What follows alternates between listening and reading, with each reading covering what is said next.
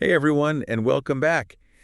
Every Wednesday, we bring you the Problem Tenant Chronicles. That's right. And today, Yeah. we're going to do a deep dive into some of the trickiest situations Oh, yeah. that landlords face. Yeah. Those moments that make you think, Yeah. should I have just invested in index funds? Yeah, it's a challenging field, Uh. but hopefully we can arm you with the knowledge to handle those tricky tenants. That's what we're here for. Yeah. And speaking of expert help, Yes. I have to give a shout out to Flowers and Associates Property Rentals. Absolutely. They do some fantastic consulting work for landlords They're great. that are facing these exact issues. For sure. And if you want to really get ahead of the game, Robert Flowers, their founder, wrote this amazing book called The Joy of Helping Others, Creating Passive Income Streams Through Special Needs Housing. Great book. I actually learned a ton from it. Yeah. Even though I'm not personally in that niche. Right. You can grab a copy on Amazon or Audible. Absolutely. Okay, now back to our deep dive. Let's do it. We've got 3 scenarios we're unpacking today. Okay. First up is a story that sends chills down any landlord's spine. The bankrupt tenant. Oh, yeah, that's a classic, unfortunately. So it's like a tenant falls behind on rent. The eviction process starts, and suddenly they file for bankruptcy. Oh, wow. And use it as a shield to stay in the property without paying. It's like a get-out-of-jail-free card. Right. What can a landlord do in that situation? Well, it's not quite a free pass. Okay. Filing for bankruptcy does trigger what's called an automatic stay, which temporarily halts legal actions, including eviction.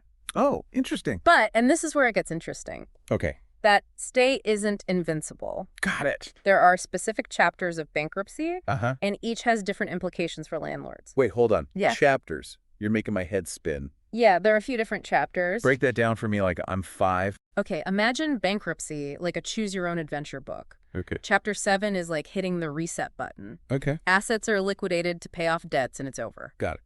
But Chapter 13 is more like a payment plan, Go ahead. where the debtor reorganizes their finances to gradually repay. So different strategies. With landlords, this means different strategies, yeah. Okay, I'm starting to see the nuances here. Yeah. So depending on which chapter the tenant files under, Right. a landlord has different options. Exactly. Okay. With Chapter 7, it might be more straightforward to wait out the bankruptcy proceeding and then proceed with eviction, as the lease might be considered an unsecured debt. Okay. But with Chapter 13, there's an opportunity to petition the court to lift the automatic stay specifically for the unpaid rent. Oh, so you're basically arguing that allowing the tenant to stay without paying creates undue hardship for the landlord. Exactly. And this is where that meticulous documentation we always talk about becomes your best friend. Oh, yeah. Every late rent notice, every communication attempt, every shred of evidence related to the unpaid rent. Okay. Keep it organized and ready to present to the court. That sounds like a lawyer would be pretty handy. Oh, absolutely. Having legal counsel Yeah. can make all the difference in navigating these complex legal waters. Right. They can help you understand your rights, file the necessary motions, and present your case effectively. So knowledge is power. Yeah. And legal expertise is your weapon of choice. Exactly. In this battle. But what if things don't escalate to court? Right. Is there any way to resolve this amicably? Sometimes, yes. If you have a tenant who seems genuinely committed to making things right, negotiating a repayment plan can be an option. Okay. This might involve modifying the lease to include a structured repayment schedule for the past due rent. So it's like hitting the pause button on the eviction proceedings and giving the tenant a chance to catch up. Right. But, and this is crucial, you need to be very cautious. Right. Set clear expectations. Yeah. Put everything in writing. And consider consulting with your lawyer to ensure the agreement is legally sound and protects your interests. Right. Makes sense. And this might seem obvious, but make sure the tenant is actually able to make the agreed upon payments. Yeah, you don't want to get caught in a cycle of broken promises. Exactly. So it's a calculated risk. Yeah. But it could be a win-win. Right. If handled strategically. For sure. But let's be honest. Sometimes tenants just aren't trustworthy. Unfortunately, that's true. And that brings us to our next tenant troublemaker. Exactly. The document faker. Uh-huh. Imagine thinking you found the perfect tenant. Right. Glowing references. Yes. Stellar credit report, only to discover later that it was all an elaborate illusion. Oh, that's a landlord's worst nightmare. Ugh, I could just picture myself all excited about a new tenant and then bam, the rug gets pulled out from under me. Exactly. How do you even begin to protect yourself from that kind of deception? It feels like a game of cat and mouse. It definitely requires some detective work. Right. First of all, don't just take those documents at face value. Okay. Be skeptical. Got it. Directly contact employers and previous landlords to confirm the information provided. Okay. And here's a pro tip. What's that? Don't just rely on the contact information listed on the application. Okay. Do your own digging. Ooh, I like that. Yeah. So if the application says that they work at XYZ company, right, you actually look up the company's number exactly and call them directly. Yep. It might seem like overkill, but trust me, it can save you a world of trouble. Right. And when you're talking to those references, don't just ask yes or no questions. Okay. Probe deeper. Right. Get a feel for their relationship with the applicant. Okay. Their overall impression. Yeah. Look for inconsistencies or hesitations in their responses. Ooh. Those can be red flags. Yeah, like reading between the lines. Exactly. Picking up on those subtle cues. Right. Yeah. But what if you uncover discrepancies? Right. What happens then? Well, first and foremost, Yeah. document everything meticulously. Okay. Keep records of your conversations, any inconsistencies you found, and attempts to reach the applicant for clarification. Right. If it becomes clear that the applicant falsified information, that's a clear lease violation. So you're saying the lease itself can be a weapon in this situation? The lease is a legally binding contract. Yeah. And if the tenant obtained it through fraudulent means, right, you have grounds to take action. Yeah. The first step is to issue a formal notice. Okay. Outlining the specific violation and giving the tenant an opportunity to rectify the situation or vacate the premises. So it's a chance for them to come clean or face the consequences. Exactly. And if they fail to respond appropriately or continue to occupy the property, right, you might have grounds to initiate eviction proceedings. You might, yeah. But of course, this is where legal counsel comes in handy again. Absolutely. A lawyer can advise you on the specific laws in your jurisdiction. Exactly. And guide you through the eviction process. Right. So it's a delicate dance. Yeah. Balancing firmness with fairness. For sure. But let's talk prevention. Yeah, that's key. How can landlords avoid these situations in the first place? It feels like such a gamble, relying solely on tenant-provided information. You're right. There's always a degree of risk. Yeah. But there are steps you can take to minimize it. Okay. First of all, consider using third-party verification services. Okay. Companies like TransUnion, Experian, and Equifax offer comprehensive tenant screening packages that go beyond basic credit checks. So they're like private investigators for landlords? In a way, yeah. Okay. They can verify employment history, income, previous addresses, and even run criminal background checks, depending on local regulations. Yeah. It's an extra layer of security to ensure you're getting a complete and accurate picture of the applicant. And what about bank statements? Right. Are those more reliable than pay stubs? Potentially, yes. Okay. Pay stubs can be easily doctored. Right. But bank statements provide a more comprehensive view of the applicant's financial activity. Okay. You can see their spending habits, consistent income deposits, and any red flags like overdrafts or bounced checks. Right. Of course, you need their consent to access this information. Right. But it can be a valuable addition to your screening process. Okay, I'm starting to see how building a bulletproof screening process can really save you from headaches down the road. For sure. But what about those good old-fashioned reference letters? Are those still relevant in the digital age? They can be. Okay. But don't just accept those generic pre-written templates. Okay. Call the references directly. Right. And here's a tip. Okay. Ask open-ended questions that encourage them to elaborate on their experiences with the applicant.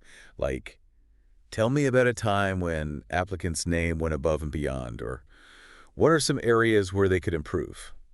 Exactly. Sure. Those types of questions can reveal more nuanced information than a simple, would you recommend this person? It's about reading between the lines. Exactly. Getting a feel for the person behind the application. Right. And if you have a team managing your properties, make sure they're trained to spot those red flags too. Yeah, that's important. Inconsistencies in dates. Right. Different fonts, overly generic language. Yeah. those can all be signs that something's fishy. Exactly. It's about being vigilant. Yes. Skeptical and proactive. Absolutely. Don't just hope for the best. Take steps to protect yourself and your investment. For sure. So a little bit of detective work and a robust screening process can go a long way in avoiding those document faker nightmares. For sure. Now, for our final tenant trouble trifecta, let's dive into the world of bounced checks. Yes, the bounce check tenant. The bounce check tenant, as we're calling them. Right. The tenant who seems perpetually stuck in a cycle of insufficient funds and broken promises. Yep. It's incredibly frustrating for landlords who end up dealing with bank fees, late payments, and a constant sense of uncertainty. It's like that agonizing wait for the other shoe to drop, knowing that the next rent check could be another dud. Right. So what's the best way to handle this situation? Do you just keep accepting those rubber checks and hope for the best? Definitely not. The key here is to address the issue head-on, but with a mix of firmness and understanding. Okay. First, resist the urge to just fire off an angry text. Schedule a face-to-face meeting with the tenant. In person, if possible. Okay. Present them with copies of the bounce checks and bank statements. Okay. Clearly explaining the financial consequences of their actions. So it's not about shaming them, but about having an honest, open conversation. Exactly. Help them understand the ripple effect. Okay. The bank fees you incur. The potential delays in paying your own bills. Right. And this is crucial. Demand immediate payment for the bounce checks and any associated fees. I'm guessing cash or a money order is the way to go here. You got it.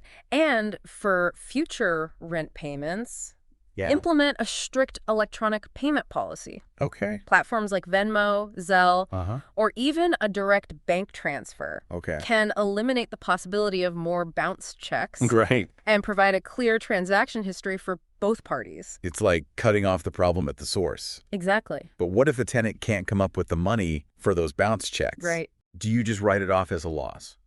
Not necessarily. Okay. This is where you might consider offering a short-term payment plan. Okay. But again, be cautious. Put everything in writing.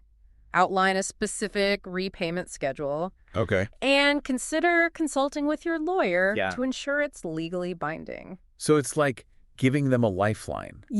But with clear expectations. Exactly. And boundaries. Right. And remember, if the tenant continues to default on payments or ignores your attempts to resolve the situation, you might have to consider more drastic measures. Like issuing a formal lease violation notice for non-payment of rent. You might. So you're essentially building a paper trail in case things escalate to eviction. Exactly. It's about protecting yourself and showing a pattern of good faith effort to resolve the situation amicably. This all makes sense. It's not just about being tough or lenient, but about being strategic and informed. Exactly. You know, it's fascinating how each of these scenarios really highlights the importance of that tenant screening process. Absolutely. It feels like catching those red flags early on can prevent a world of pain later. For sure. Absolutely. And speaking of screening, there are some advanced techniques we haven't even touched on yet. Oh, yeah. For example, did you know that some landlords are using social media to get a glimpse into their potential tenants' lifestyles? Yeah, it's a bit of a gray area. Wait, really? Like stalking their Facebook profiles? It can be, yeah. That feels a little creepy. Right. Is that even legal? Well, it's a gray area, legally and ethically. Some argue that it's an invasion of privacy, while others see it as a way to assess compatibility and potential risks. So it's like a double-edged sword. Exactly. There are pros and cons to consider. On the one hand, you might uncover red flags that wouldn't show up on a background check. Right, like a history of destructive behavior or illegal activities. Exactly. But on the other hand, you're opening yourself up to accusations of discrimination or bias. Exactly. And remember, what you see on social media might not be the whole picture. People present curated versions of themselves online, so it's important to take everything with a grain of salt. It's like judging a book by its cover. Yeah. You might miss out on a great tenant based on a few misleading social media posts. Right. Exactly. So while social media screening can be a tool in your arsenal, it's important to use it cautiously and ethically and to weigh the potential benefits against the risks. Right. It's all about finding that balance. For sure. We've covered a lot of ground already. Yeah, we have. I'm feeling a little overwhelmed by all this information. Understandable. I bet our listeners are too.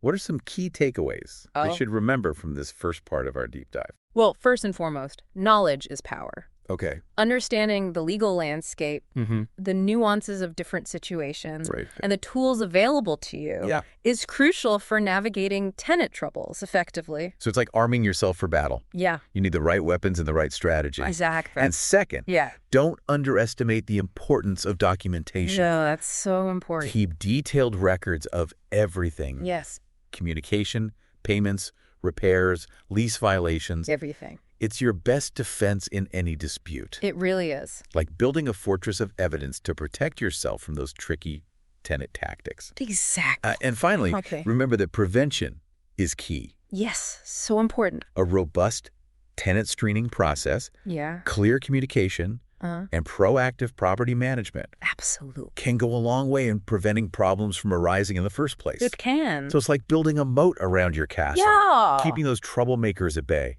Yes, exactly. Well said. Thank you. We'll take a quick break. Okay. And when we come back, we'll delve even deeper into some advanced strategies for handling tenant problems. Sounds good. Stay tuned. All right, so we've talked about some of the classic tenant troubles. Bankruptcy, fake documents, bounce checks, and how to deal with them strategically. Right. But what if we shift gears and think about prevention? Okay. What are some proactive steps landlords can take to avoid these headaches altogether? Oh, I love this angle. It's like that saying, an ounce of prevention is worth a pound of cure. Exactly. So where do we even begin? Is there some magic formula for attracting perfect tenants? Well, there's no magic bullet, unfortunately. Okay. But there are definitely some proactive strategies that can dramatically reduce your risk. Okay. And it all starts with understanding the psychology of a tenant. Okay. Think about what they're looking for in a rental property. Right. It goes beyond just 4 walls and a roof. Okay, so we're talking about more than just square footage and the number of bathrooms. Right. What are those intangible factors that make a property truly appealing? Imagine yourself as a tenant. Okay. You want a place that feels safe, comfortable, and well-maintained. Right. You want a landlord who's responsive, communicative, and respectful. Okay. You want a sense of community. Right. Maybe even a bit of that home sweet home feeling. Okay, I'm getting the picture. Yeah. It's about creating an environment where tenants feel valued and cared for. Exactly. Not just like another source of income. Right. Okay. And that starts with the very first interaction. Okay. The application process. Right. Make it clear, streamlined, and user-friendly. Okay. Respond promptly to inquiries. Got it. Be transparent about your expectations and treat applicants with respect. Okay. Even if you ultimately choose not to rent to them. So it's like setting the tone for a positive relationship from the get-go. Okay. And once you have tenants in place, communication is key. Right. Regular check-ins.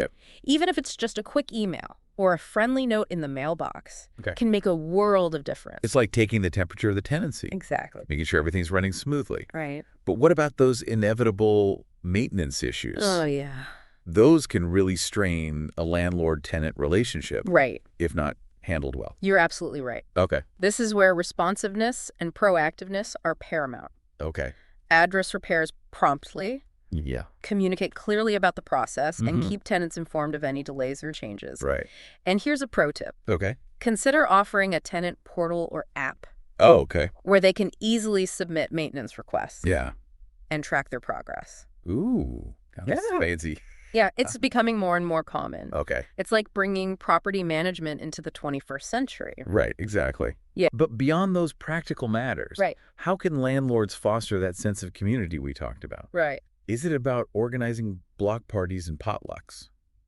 It can be, if that fits your style and the vibe of your property. Okay. But even small gestures can go a long way. Right. Welcome new tenants with a small gift or a welcome basket. Oh, that's nice. Yeah, it's a nice touch. Okay. Create a shared online space where tenants can connect and share information. Okay. Organize occasional social events. Yeah. Even if it's just a casual coffee hour in the lobby. It's about creating opportunities for interaction. Exactly. Building those bonds that go beyond just sharing a building. Right, exactly. And remember, happy tenants are less likely to cause problems. Right. They're more likely to take care of the property, pay rent on time. Yeah. And even recommend your rentals to others. It's a win-win situation. Exactly. But let's be honest. Yeah.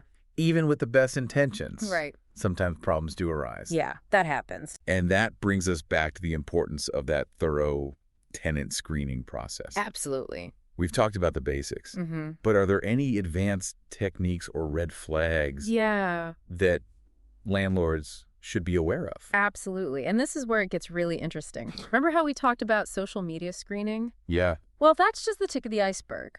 Okay. There are landlords who are using data analytics and predictive modeling to assess the risk of potential tenants. Wait, hold on. Yeah. Data analytics, predictive modeling. It sounds like something out of a sci-fi movie. It kind of is. We're talking about Minority Report level predictions here? Not quite that advanced. Okay. But it's definitely a growing trend. Right. Companies are using algorithms to analyze vast amounts of data. Okay. Everything from credit scores and eviction records to social media activity and even online reviews. Wow. To create risk profiles for potential tenants. So it's like a supercharged background check. Exactly. Okay. It can help identify patterns and red flags. Right. That might not be immediately obvious. Okay. For example, it might uncover a history of frequent moves or a pattern of late payments that suggests financial instability. Okay, I can see how that could be valuable information. Yeah, it can be. But this raises some ethical questions, doesn't it? It does. Are we entering a world where algorithms are making decisions about who deserves a home?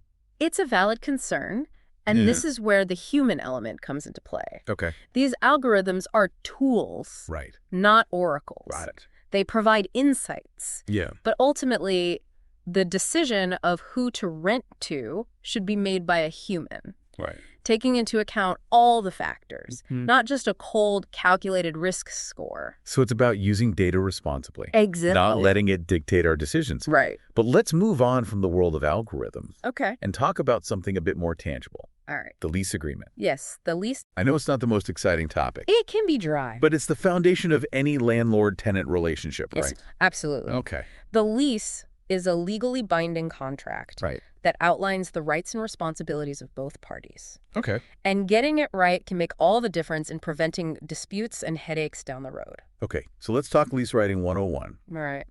What are some essential clauses or provisions that every landlord should include? First and foremost, be crystal clear about the rent amount, the due date, and the accepted methods of payment. Right. Outline the consequences of late payment. Got it. Including any late fees or penalties. Okay. And be specific about what's included in the rent, utilities, parking, amenities, to avoid any confusion later. So no room for ambiguity or assumptions. Exactly. Next, clearly define the tenant's responsibilities regarding property maintenance. Yes. Cleanliness and repairs. Specify what types of damage they're responsible for and what constitutes normal wear and tear. It's about setting those expectations up front. Exactly. So everyone's on the same page. Right. And don't forget about those pet policies. Oh, pets. If you allow pets, be specific about the types, breeds, and sizes allowed. Right. Got to be specific. Outline any pet fees or deposits and clearly state the rules regarding pet behavior and waste disposal. Because let's be honest, pet problems can be a whole other can of worms. You got it. Yeah. And speaking of potential issues, it's wise to include a clause addressing noise levels, guest policies, and other behaviors that could disrupt the peace and quiet of the property. Yeah, good point. It's about setting boundaries. Sure. And creating a respectful living environment for all tenants. Exactly. And finally, don't forget to review your lease periodically. So important. And make updates as needed. Yes. To reflect changes in local laws or your own policy. Right. So it's not just a set it and forget it document. No, it needs to evolve. It needs to evolve with the times. Absolutely. A well-crafted and regularly updated lease agreement is your best defense against potential disputes. Right. And a cornerstone of a successful landlord-tenant relationship.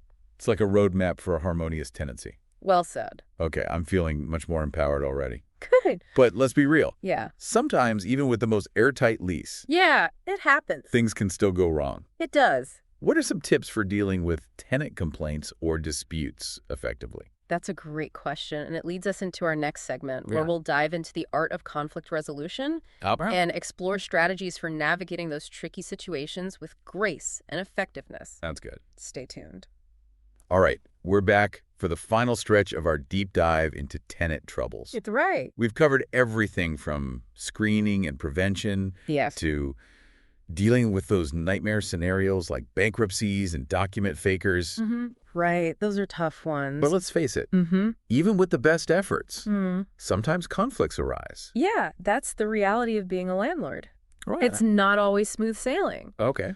But knowing how to navigate those choppy waters of tenant disputes can make all the difference. So let's say a complaint comes in. Okay. Maybe a noise issue. Right. A maintenance request gone wrong. Or a personality clash between tenants. Yeah, those happen. Where do you even begin? Does it involve a referee uniform and a whistle? Not quite. But clear communication is definitely your referee's whistle here. Okay. First, acknowledge the complaint promptly. Okay. And let the tenant know you're taking it seriously. Right. Then, gather all the facts, talk to all parties involved, get their perspectives. Got it. And document everything. So it's like playing detective again. Exactly. But instead of sniffing out fake documents, you're piecing together the story of the dispute. You got it. Once you have a clear picture of what's going on, it's time to mediate. Okay. This is where your communication skills really come into play. Right. You need to be calm, objective, and empathetic to all sides. That sounds like walking a tightrope. It can be. How do you stay neutral when maybe one tenant is clearly in the wrong? It's not about taking sides. It's about finding a solution that addresses the issue and restores harmony. Okay. Sometimes it's as simple as facilitating a conversation between the tenants. Right. Helping them see each other's perspectives and find common ground. It's like being a relationship counselor for your tenants. Kind of, yeah. But what if the dispute is more serious? Okay. Like a lease violation. Right. Does mediation still work in those situations? It can, surprisingly. Even in cases where legal action might be necessary. Right. Having a conversation first can be incredibly valuable. Okay. Explain the lease violation clearly. Listen to the tenant's explanation. And explore potential solutions together. So it's not just about laying down the law. No. There's room for flexibility and compromise. Absolutely. Sometimes a simple reminder of the lease terms or a clear explanation of the consequences is enough to resolve the issue. Often it is. And remember, a tenant who feels heard and respected is more likely to cooperate. Exactly. It's amazing how a little bit of empathy can go a long way. It really can. But let's be real. Sometimes those efforts fail. It happens. What happens when mediation just doesn't work? Right. And the situation escalates? That's when we enter the territory of more formal actions. Okay. It might involve issuing a written warning, imposing a fine as outlined in the lease, or even starting the eviction process. Okay. But even in these situations, documentation is crucial. So every step of the way, you're building that paper trail. Exactly. Showing that you've made good faith efforts to resolve the issue amicably. That's important. But let's talk about that dreaded E word. Eviction. Yeah. It's the nuclear option, Very right? much. A last resort that nobody wants to use. Definitely. Yeah. Eviction should only be pursued when all other reasonable attempts to resolve the situation have failed. Right. And it's crucial to understand the legal complexities involved. Okay, so Eviction 101. All right. What are the essential steps a landlord needs to take to ensure they're acting legally and ethically?